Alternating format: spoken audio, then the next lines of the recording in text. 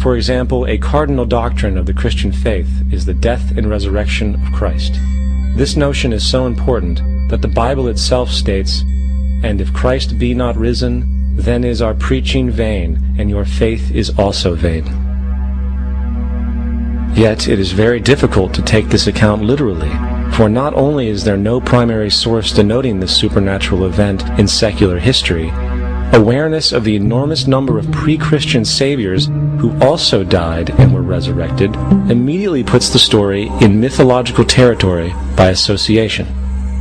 Early church figures such as Tertullian went to great lengths to break these associations, even claiming that the devil caused the similarities to occur, stating in the 2nd century, "The devil, whose business is to pervert the truth, mimics the exact circumstance of the divine sacraments.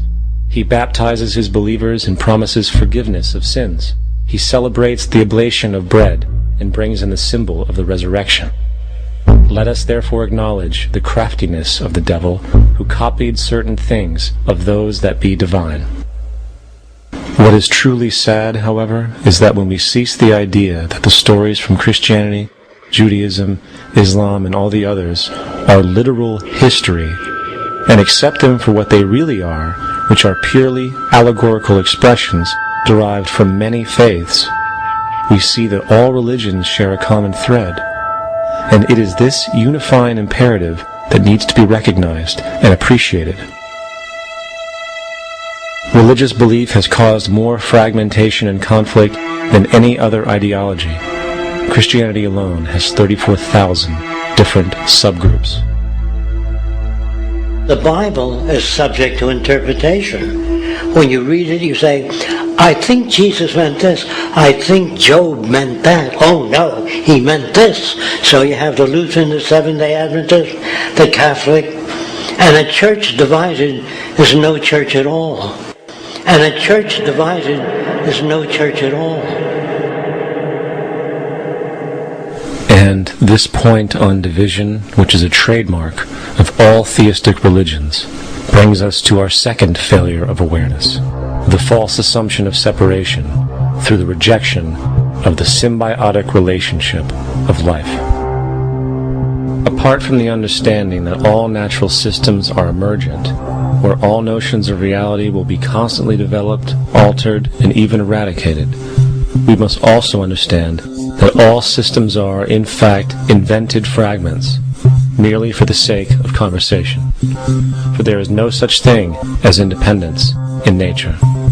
The whole of nature is a unified system of interdependent variables, each a cause and a reaction, existing only as a concentrated whole.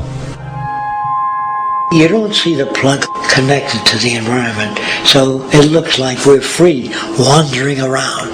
Take the oxygen away, we all die immediately. Take plant life away, we die. And without the sun, all the plants die. So we are connected. We really must take into account the totality. This isn't just a human experience on this planet. This is a total experience. And we know we can't survive without plants and animals. We know we can't survive without the 4 elements, And so when are we going to really start taking that into account? That's what it is to be successful. Success depends on how well we relate to everything around us. I'm very aware of the fact that my grandson cannot possibly hope to inherit a sustainable, peaceful, stable, socially just world unless every child today growing up in Ethiopia, in Indonesia, in Bolivia, in Palestine, in Israel also has that same expectation. You got to take care of the whole community or you're going to have serious problems. And now we have to see that the whole world is the community, and we must all take care of each other that way. And it's not just a community of human beings. It's a community of plants and animals and elements. And we really need to understand that. That's what's going to bring us joy, too, and pleasure. That's what's missing in our lives right now. We can call it spirituality, but the fact of the matter is, joy comes from that bliss of connectedness. That's our God spirit. That's that side of ourselves that really feels it. And you can feel it deep inside you. It's this amazing, wonderful feeling. And you know it when you get it. You don't get it from money. You get it from connection. Now, if that isn't a hazard to this country, how are we going to keep building nuclear weapons? You know what I mean? What's going to happen to the arms industry when we realize we're all one? It's going to fuck up the economy. The economy that's fake anyway. The economy that's fake anyway. The economy that's fake anyway. The economy that's fake anyway. The economy that's fake anyway. Which would be a real bummer. You can see why the government's cracking down on the idea of experiencing unconditional love.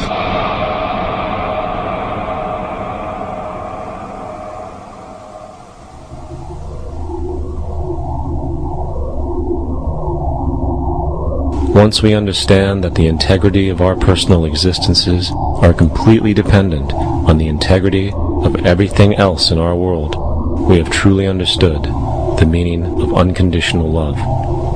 For love is extensionality, and seeing everything as you and you as everything can have no conditionalities.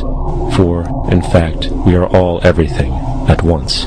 If it's true that we're all from the center of a star, every atom in each of us from the center of a star, then we're all the same thing. Even a Coke machine or a cigarette butt in the street in Buffalo is made out of atoms that came from a star. They've all been recycled thousands of times, as have you and I.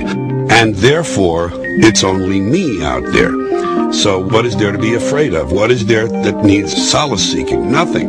There's nothing to be afraid of because it's all us. The trouble is we have been separated by being born and given a name and an identity and being individuated. We've been separated from the oneness, and that's what religion exploits, that people have this yearning to be part of the overall one again. So they exploit that. They call it God. They say he has rules. And I think it's cruel. I think you can do it absent religion.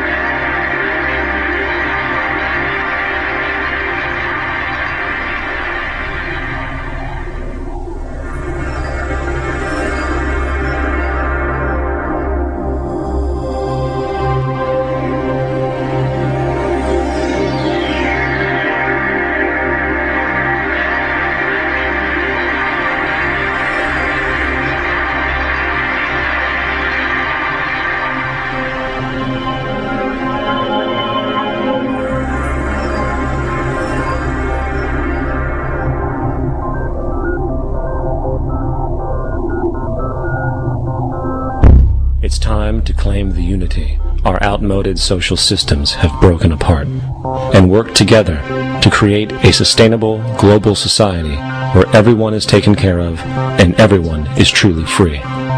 Your personal beliefs, whatever they may be, are meaningless when it comes to the necessities of life. Every human being is born naked, needing warmth, food, water, shelter. Everything else is auxiliary.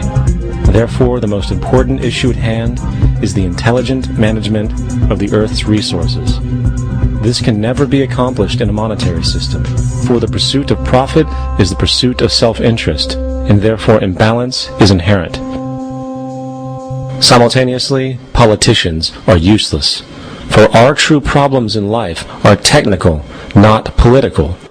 Furthermore, ideologies that separate humanity, such as religion, need strong reflection in the community in regard to its value, purpose, and social relevancy. Hopefully, through time, religion will lose its materialism and basis in superstition and move into the useful field of philosophy. The fact is, society today is backwards, with politicians constantly talking about protection and security rather than creation, unity, and progress. The U.S. alone now spends about $500 billion annually on defense. That is enough to send every high school senior in America to a 4-year college. In the 1940s, the Manhattan Project produced the first true weapon of mass destruction. This program employed 130,000 people at an extreme financial cost. Imagine what our life would be like today if that group of scientists, instead of working on a way of killing people, worked on a way to create a self-sustaining, abundant world. Life today would be very, very different if that was their goal. Instead of weapons of mass destruction, it is time to unleash something much more powerful. Weapons